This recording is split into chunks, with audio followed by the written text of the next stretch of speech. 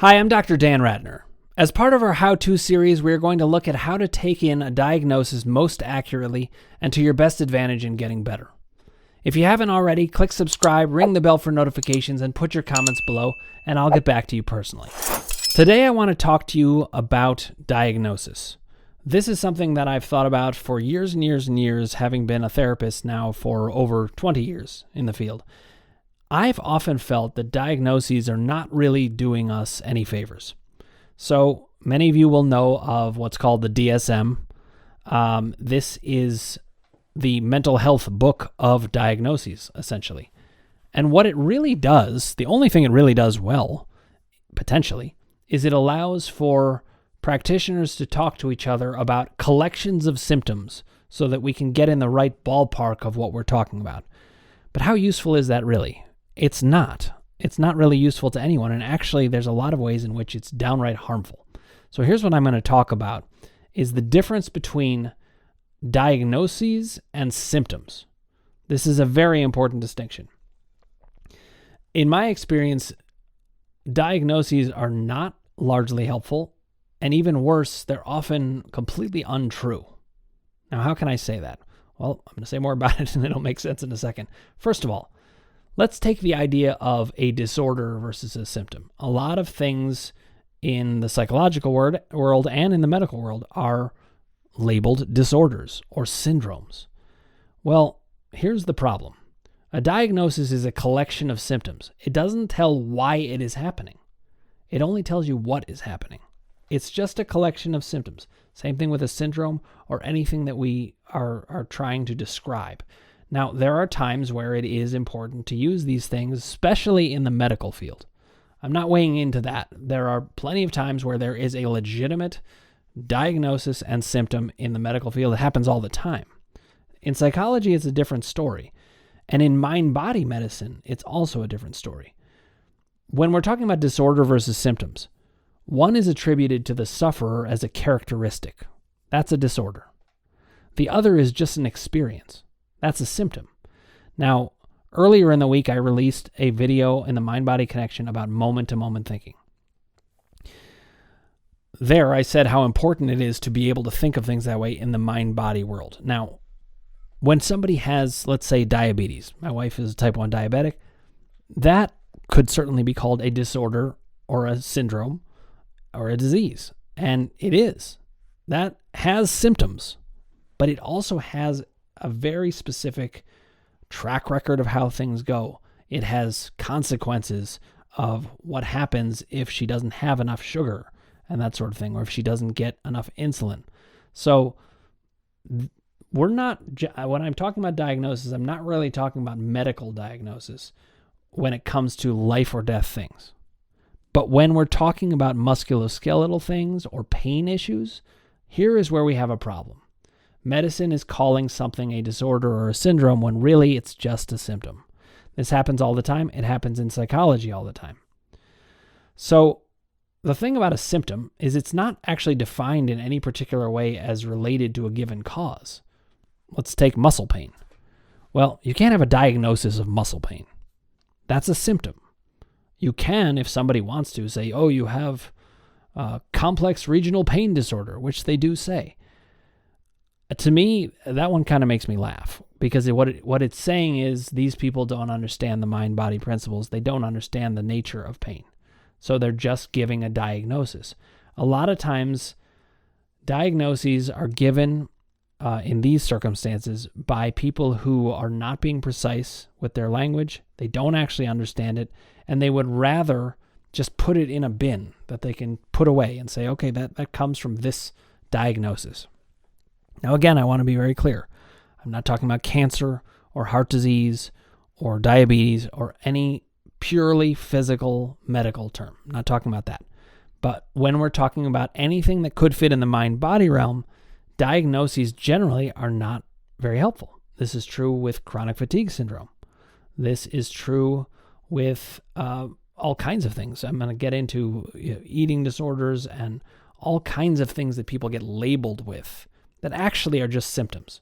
And I find it is much more helpful when you're thinking about diagnosis, even when it's been given to you directly by a psychiatrist or a psychologist or a doctor who's talking about non-life-threatening issues, to be able to interpret the diagnosis with a huge grain of salt, because a lot of times what they're describing is actually a symptom. A diagnosis, again, it implies a cause, and often this is either not known or it's misunderstood profoundly. Here's the thing about a mind-body process. This is all about symptoms, because a mind-body process is the human condition. How can we call it a syndrome or a disorder? So listen, we talk about TMS, tension myositis syndrome. That's what Sarno called it. I have nothing against, I love Sarno. Everybody knows I love that. Love the work he did and what he brought to the table, and him as a man, what he did. But I would not call it a syndrome. It's one of the reasons I'm moving away from that term. Tension, yes, it's the symptom. And he didn't mean any harm by calling it a syndrome, by the way, but I just want to get away from it because I think we're describing the human condition as something negative about the sufferer, or it being a disorder, PPD, psychophysiological disorder. I just call it mind-body issues because it's the human condition. A lot of these terms, diagnostic terms, they do us a disservice because they breed a huge amount of doubt. When you're labeled with a diagnosis, which a lot of times people actually want, they want to know what's wrong with them. But the problem with having a diagnosis is it can lead to huge amounts of doubt. Now you've got a syndrome or a disorder, and it sounds a lot harder to beat. It brings up unnecessary barriers to recovery. It sounds much harder, doesn't it? You have a disorder or a syndrome or something wrong with you. Instead of, you're having symptoms, let's get to the root of why it is. When I'm looking at my 3 columns and the action steps, I'm not diagnosing anything. I'm ruling out other diagnoses. But once those are ruled out, typically by doctors, I'm not diagnosing anyone. I'm just taking the symptoms and learning to understand where they actually come from. So that instead of just looking at what is happening, we're looking at why is it happening. And that is the key to getting better. That's true with diagnosis, even in medicine. If you have an infection and you need to be treated with antibiotics, well, you have to understand the mechanism that's going to help you. A diagnosis undermines the whole concept, meanwhile, of moment-to-moment thinking. And this is a cornerstone of my mind-body work. So I talked in the moment-to-moment mind-body connection video about the Ellen Langer study. I just want to bring it up again. This was a study in 1981 that essentially showed that when people really pretended that they were 22 years younger or 22 years in the past, their vitals all changed. Now, they didn't change for good. When they stopped pretending it, they went back to being 79 to 81-year-olds in their body, and that, of course, was always going to happen. You cannot make yourself actually younger by pretending, but you can make yourself feel younger for a given amount of time, a day, a couple of hours. Just like you can imagine your way into an angry situation again and your heart's beating and you're feeling heated up and cortisol is pouring into your system just from imagination. Another example of this is Alzheimer's patients. When they may not be able to say much, but when you play music for them, it accesses a different part of their brain and they're able to kind of come to life because they're in a different moment. Now, they do have the diagnosis, so they do have Alzheimer's. That is a true diagnosis. Although, interestingly, they typically can't actually diagnose that until after autopsy. But they know the collection of symptoms that leads to it, and it does have a pathway that it usually follows. So I'm not saying that's one of those places to not diagnose. Remember, when it comes to life-threatening things or permanently life-altering things, doctors often know about diagnosis. It's when those things are not happening, especially with pain symptoms and other illnesses that are unexplained, that we can talk about symptoms versus diagnosis. Another example of this is Joe Dispenza in his book, You Are the Placebo. He talks about using meditation to alter the actual effects of Parkinson's. Now, Parkinson's is a real disease, and it is a real diagnosis, and it has a real trajectory and everything. But it also has symptoms. So you can work on the symptoms. You typically cannot work on a diagnosis. It is what it is. I mean, yes, you can work on it with cancer. They can cure it. There are things you can work on, but it has a set pathway that you need to fight if you're going to do it. Here's another problem with diagnosis. It poses the problem as if it is outside of us and not controllable. So, when it comes to cancer or diabetes or heart disease, we need someone outside of us. It is outside of us. We can't fully control it. Maybe we can do partial control of it. Maybe our mindset does affect it some. Stress certainly does, but we can't control it entirely. When it comes to mind-body symptoms, with chronic pain, with repeated illnesses that are unexplained, especially coming and going and not of the life or death variety, those are ones that we can work on as symptoms. We don't have to get stuck in a diagnosis. In the moment-to-moment video, I talked about how basic logic reveals that we're in moment-to-moment thinking all the time. That's true physically too. So just a brief reminder of that video that just came out on moment-to-moment thinking and the mind-body connection. You can get sleepy. You need to go to the bathroom. You can have hunger or thirst that comes and goes, itches, pains, eyes watering. You cry at different moments if you're upset. You can be attracted at different moments and not at others. We have moment-to-moment life throughout. And if you're thinking in terms of symptoms as opposed to diagnosis, this is a much more useful concept. When you have a diagnosis and you're thinking about moment-to-moment thinking, listen, there isn't really much to do moment-to-moment about diabetes, for example, other than take care of that blood sugar. Make sure it's in the right place. Make sure you eat the sugar when you need it. Get the insulin when you need it. That's a purely medical condition, so it's moment-to-moment medically. But I'm talking about your mental life altering your physicality, and that happens all the time. So how can we think of a diagnosis? I think of it in terms of conceptualization, not diagnosis.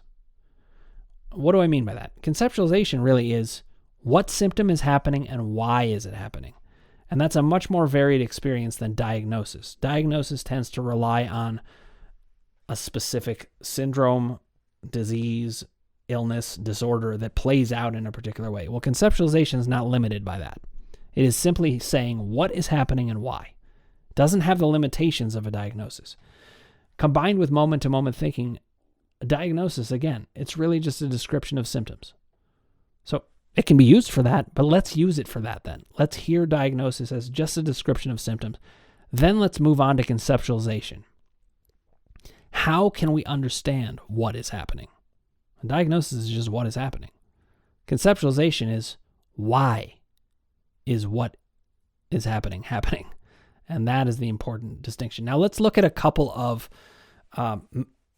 mental health issues and how we can understand them in terms of symptoms as opposed to diagnosis. Okay, take eating disorders. Eating disorders are actually a behavior that comes from a feeling state. Nobody has the disease, an eating disorder. People do have eating disorders, but that is a collection of behaviors. You're not doomed to it. What it really is, eating disorders are a bad solution to a problem. Some kind of bad feeling exists in that person, and they think they need to solve it that way.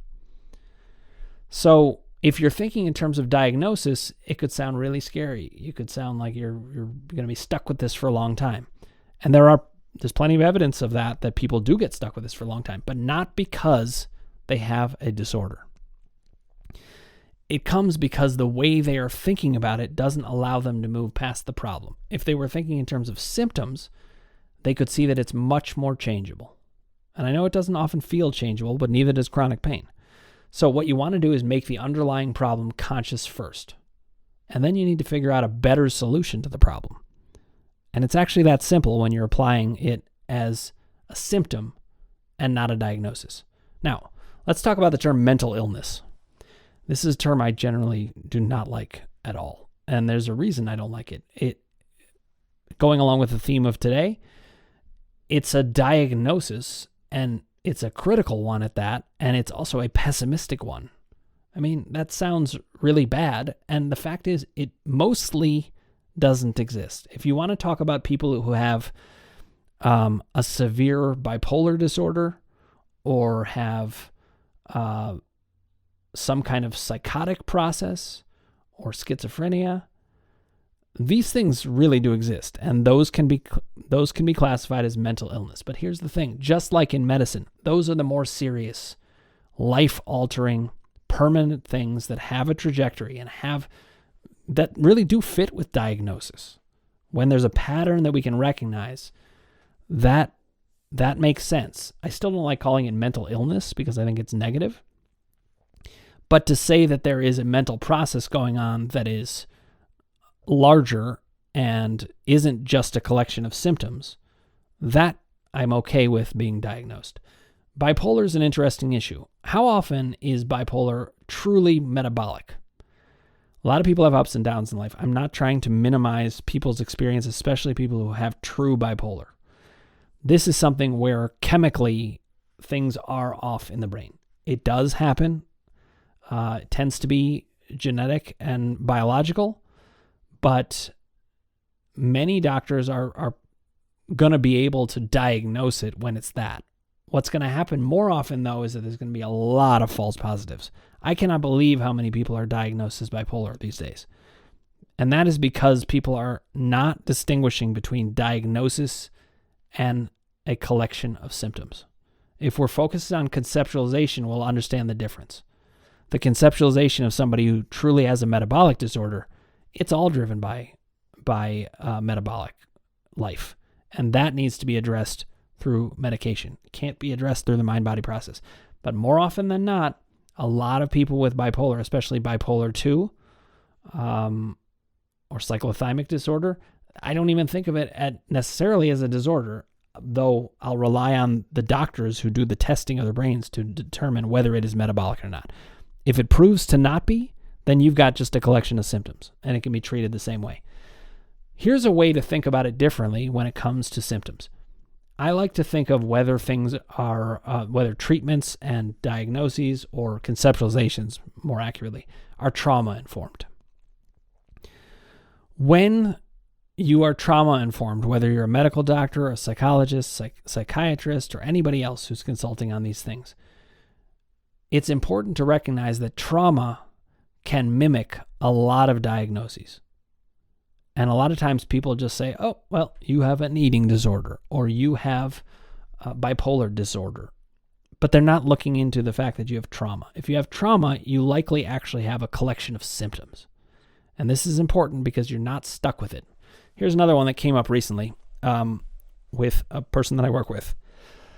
She had been diagnosed with treatment-resistant depression. This phrase cracks me up because what does that actually mean? Where did that come from? Why is some depression treatment resistant? Well, what she and I have found is that actually she doesn't have depression. It's resistant to treatment because it wasn't depression. She has a very strong suspicion that what she really has is ADHD. And that is a collection of symptoms too, but it does have a pathway that tends to unfold pretty normally. So that is a diagnosis that I think can be made. It still can be treated through its symptoms. But when people say treatment-resistant depression, you know what this is? This is the doctors blaming the sufferer for not getting better. You aren't getting better, so you have treatment-resistant depression. Well, maybe we have, clinician-resistant symptoms because maybe they are not getting it right. Whose failure is it really? It's never the sufferer. If you're conceptualizing it right and you're understanding symptoms, the sufferer is not going to be to blame. Fibromyalgia is another good one. People get a diagnosis of it. This isn't something you are doomed to. What this is moment-to-moment experience of pain. If we start treating it as symptoms and not diagnosis, we're not locked in.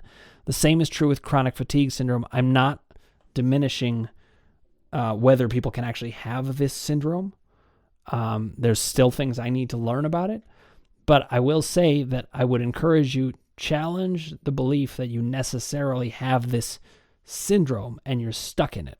A lot of times your fatigue is not going to be random. It's going to be symptoms and they can be understood. A lot of times people talk when it comes to diagnosis about degenerative issues or deterioration, but these are denying symptom life and they're just trying to make it structural. So yes, it's true. The body does have degenerative issues over time. There is deterioration. These are all true, but is it the cause of the pain or the other symptoms, typically we find that's not true. Now, a couple things I want to talk about as we finish up here about diagnosis versus symptoms. There's a lot of judgment that gets brought when it comes to diagnosis or of symptoms. People often want to distance themselves from sufferers like they're lepers, that they have a problem that I don't have, because they want to protect themselves from the idea that they could have it themselves. The truth is, it is the human condition to have pain for mind-body reasons or other symptoms. And diagnosis adds to that kind of judgment. So does the term mental illness. So I use these terms very sparingly. There's also a lot of blaming of the sufferer. So I want to remind you all out there, you are not the cause of your symptoms. You're certainly not the cause of a disorder because you probably don't have one, but you're not the cause of your symptoms either, but you can be the solution. You didn't get here alone, but you are powerful enough to overcome any symptom because you aren't a disorder and you don't have a syndrome.